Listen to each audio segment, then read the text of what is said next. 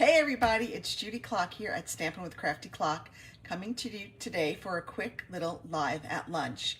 We're going to get started in a minute. I've got a new camera holder, new phone holder. It's got all kinds of fancy things on it, so I'm going to try to flip my camera and then flip this around so you can see my desk. If you're here, go ahead and let me know that you're watching. Let me know where you're coming in from. If you're watching on replay, please enter hashtag replay and then tell me what you think. All right, so let's get started. There we go, and there's my desk.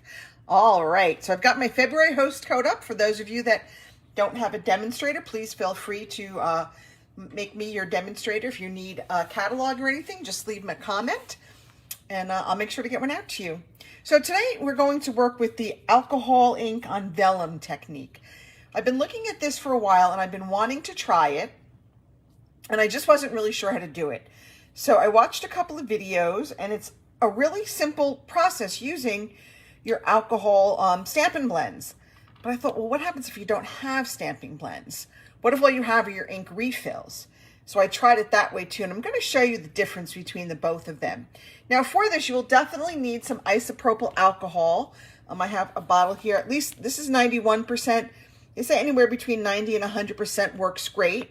So we'll see if we can get this, try to get this. You should have it. If you don't have it in your closet, you can go ahead and have it. All right, so let's go ahead and get started. So I did two different techniques, and let me just show you the difference. So this one was using our Stampin Blends on the alcohol, on the vellum, and then kind of dabbing it with some of the isopropyl alcohol. So it's a very subtle look. This is the side where the ink is, so that's, I guess, like one side, and then if you flip it over, you still get the color, but it's much more subtle and you don't get that shine. See how it kind of shines right there from the ink? I don't know if you could see that, but this side's a little bit, it's more matte. All right, so that's with the Stampin' Blend markers. Now, if you don't have Stampin' Blend markers, but you still want to try the alcohol ink technique, you can use your ink, your refills. So I took the same colors for both of them.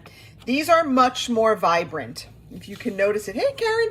So this is with the Stampin' Blends, very soft, very subtle. This is with your refills. So let's go ahead and let me show you how to do each one.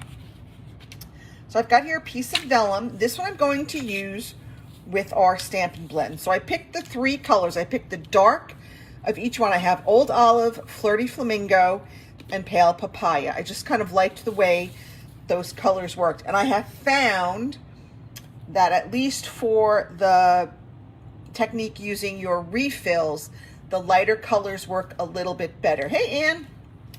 Congratulations on hitting Bronze Elite. Okay, so I'm just going to lay down some color. There's not going to be any rhyme or reason to how I'm doing it. I'm just going to lay down a whole bunch of my colors here. And I can go back and fill in if I think I need to. Okay. And then you also need some paint brushes. If you have like our water painters, our watercolor painters from Stampin' Up, you can use those. If not, you can just use a paintbrush. All right, I'm going to add a little bit more. I think maybe a little bit more green here. All right. Again, no rhyme or reason to how I'm doing this. I'm just trying to lay down some colors here. Just trying to get a whole bunch of different colors on my vellum. Okay, so here we go. So now I've got a paintbrush here. Actually, I want to use this one, a little bit of a bigger one. And I just kind of filled this little cup with some, you can see I've been using it, some alcohol, some isopropyl alcohol. And now I'm just going to kind of pounce it on my colors. And you can see it's starting to spread. So I'm going to do my greens first.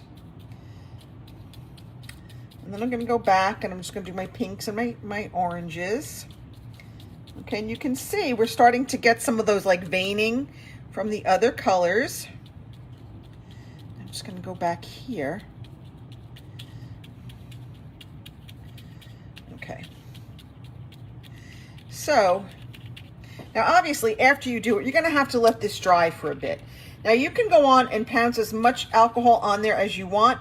If you want, you could take your heat tool or a blower or just kind of blow on it to kind of spread that around. That's your call.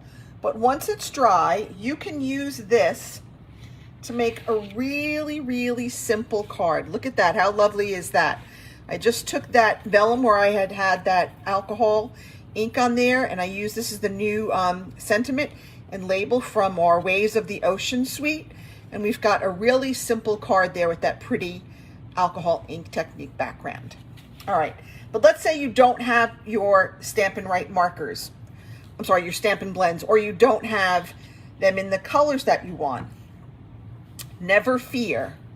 You can take the same colors. These are the same colors. I'm going to put a drop of pale papaya. And it doesn't take much, like maybe a drop or two at the most. I've got my Flirty Flamingo.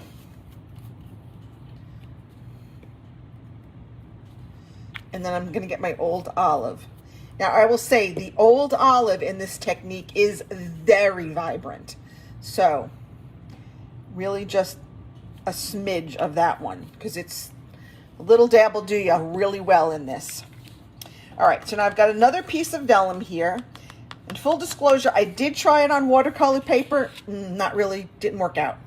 So I'm just going to take my colors and I'm just going to dab them on here. Now I can always go back and add more ink if I need to, but I'm going to try to just keep it with these little dots. Okay.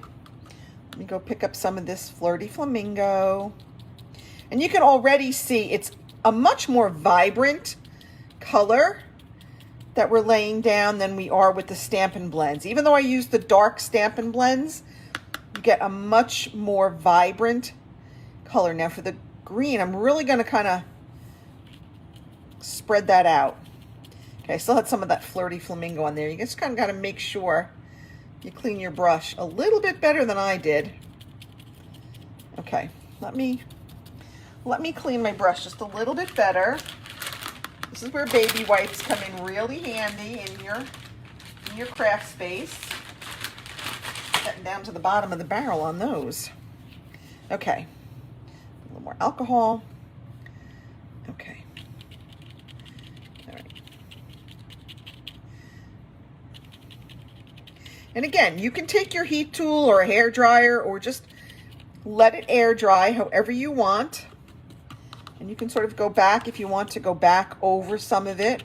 If you want to make those colors a little bit deeper, you can just keep pouncing on as much color as you want. Now, like I said, these are going to be much more vibrant, even when they're dry. Let me pick these up, get that out of there, than our Stampin' Blends. Our Stampin' Blends are very soft. They give us a very soft wash effect.